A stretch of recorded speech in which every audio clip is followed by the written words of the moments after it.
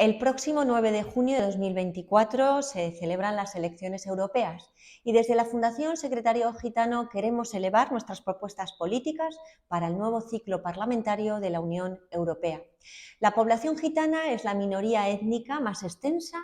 de Europa y a la que más afecta la desigualdad y la discriminación. Por ello, creemos que es esencial que en los próximos 5 años de legislatura europea se impulse de manera decidida la consecución de las metas establecidas en el Plan de Acción del Pilar Europeo de Derechos Sociales, hoja de ruta para alcanzar mayores cuotas de igualdad y de cohesión social.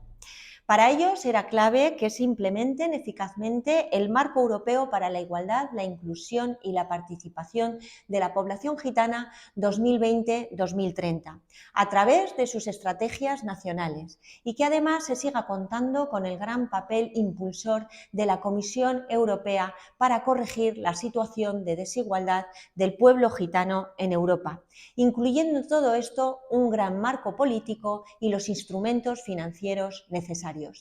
Desde la Fundación Secretario Gitano creemos que las instituciones europeas deberían incluir una serie de medidas.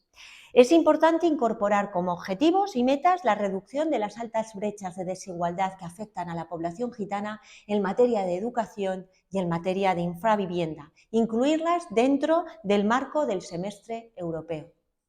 Aprobar el Plan de Acción de la Unión Europea para la erradicación de los asentamientos chabolistas y la segregación en materia de infravivienda, tal y como solicita el Parlamento Europeo.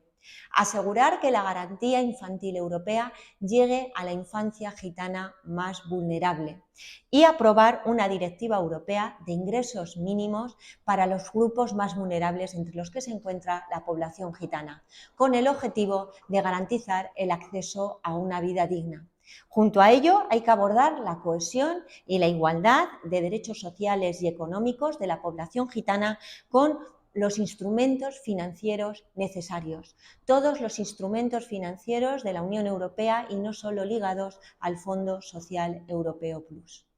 Estas son algunas de las medidas que propone la Fundación Secretariado Gitano para que sean incorporadas en el nuevo ciclo parlamentario de la Unión Europea, con un objetivo, el que la población gitana en Europa alcance y prospere en la materia de igualdad real y así mejorar su calidad en el ejercicio de la ciudadanía.